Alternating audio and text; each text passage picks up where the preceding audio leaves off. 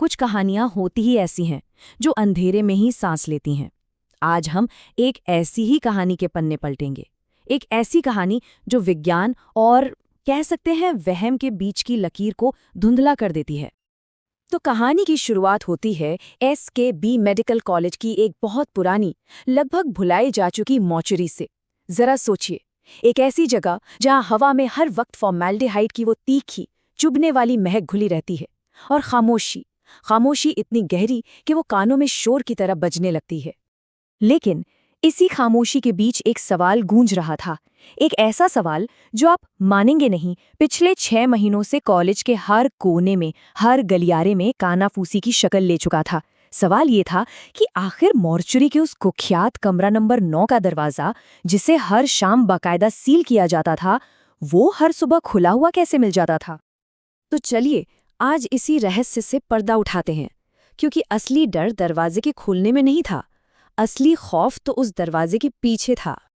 तो देखिए, इस पूरे रहस्य की जड़ में असल में 2 बातें थीं, 2 ऐसी चीजें जिनका कोई लॉजिकल एक्सप्लेनेशन था ही नहीं। पहला तो वही दरवाजा, और ये कोई हल्का फुल्का लकड़ी का दरवाजा नहीं था। नहीं, ये लोहे का एक बहुत भारी दरवाजा था, जिस पर 2-2 ताले और एक सरकारी मोहर भी लगती थी, फिर भी रोज सुबह खुला मिलता था। और दूसरी बात, वो तो इससे भी कहीं ज्यादा अजीब थी। वो थी लाशों की हरकत। जी हाँ, पोस्टमार्टम के लिए टेबल पर सीधी लिटाई गई लाशें अगली सुबह तक किसी गहरे सोच में डूबे हुए इंसान की तरह अजीब अजीब पोज में बैठी मिलती थी। अब जाहिर सी बात है, ऐसी कहानियों पर कौन यकीन करेगा, खासकर वो नए युवा डॉक्टर जिनके लिए तो साइंस ही सब कुछ था, फैक्ट्स ही सब कुछ थे। और बस यहीं से शुरू हुई असल चुनौती, तर्क और वहम की। तो इन डॉक्टरों का क्या मानना था? उनका जो लीडर था, डॉक्टर समीर, उसकी सोच एकदम क्लियर थी। उसका कहना था, देखो, किसी लाश में इतनी एनर्जी हो ही नहीं सकती कि वो खुद को पोज कर ले। अरे वो तो बस एक भारी ठंडी बायोलॉजिकल चीज है और कुछ नहीं। मतलब उनके लिए ये सब या तो किसी की बचकानी शरारत थी या फिर लोगों का वहम।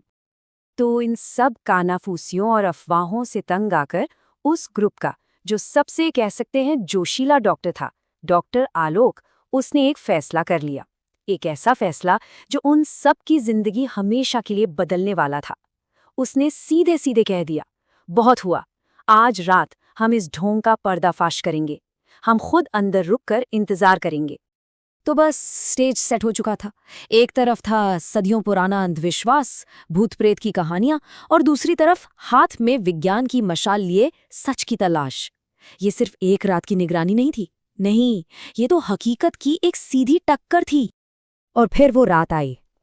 4 डॉक्टर अपने दिमाग और लॉजिक को ही अपना हथियार बनाकर उस रहस्यमय कमरे में घुस गए, ये जानने के लिए कि आखिर उस दरवाजे के पीछे का सच क्या है। उस रात मानो वक्त भी थम कर चल रहा था। रात के 10 बजे चारों डॉक्टर कमरा नंबर 9 के अंदर थे।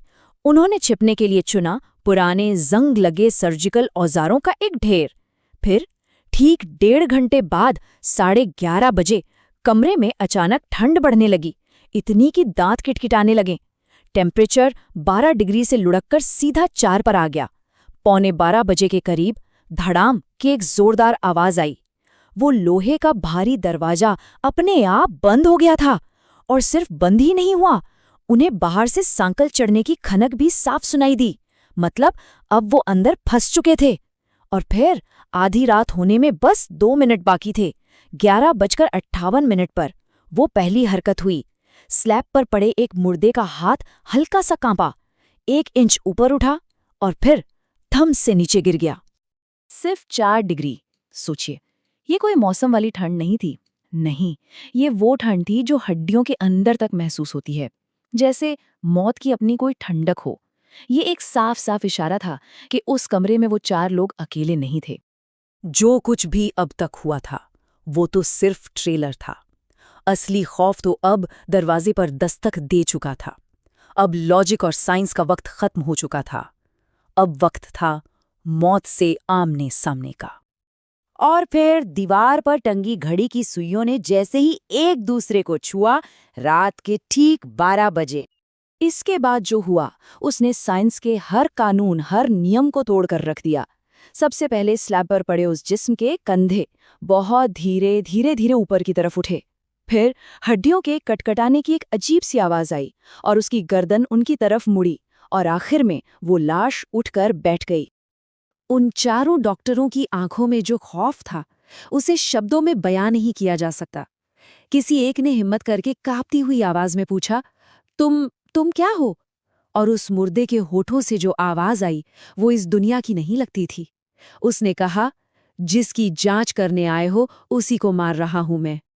उस रात के बाद अगली सुबह सूरज तो निकला, लेकिन वो अपने साथ एक ऐसा सच लेकर आया जो रात के किसी भी अंधेरे से कहीं ज्यादा खौफनाक था। अगली सुबह जब दरवाजा खोला गया तो अंदर का मंजर कुछ और ही था। चारों डॉक्टर एक कोने में दुबके हुए थे, सहमे हुए, गहरे सदमे में, एक शब्द भी बोल पाने की हालत में नहीं। और कमरे के अंदर सारी लाशें वापस अपने अपनी जगह पर स्लैब पर सीधी लेटी हुई थी, जैसे जैसे कुछ हुआ ही ना हो। लेकिन सब कुछ बिल्कुल पहले जैसा नहीं था। कुछ छोटी छोटी चीजें थीं जो गवाही दे रही थीं कि रात में कुछ तो हुआ था। जैसे कि वो पहली लाश, उसका हाथ अब सीने के बजाय पेट पर रखा हुआ था। दूसरी स्लैब पर जो लड़की थी उसकी आंखें अब बंद नहीं थीं, वो पूरी तरह खुली थीं, पथराई हुई और सीधे छत को घूर रही थीं।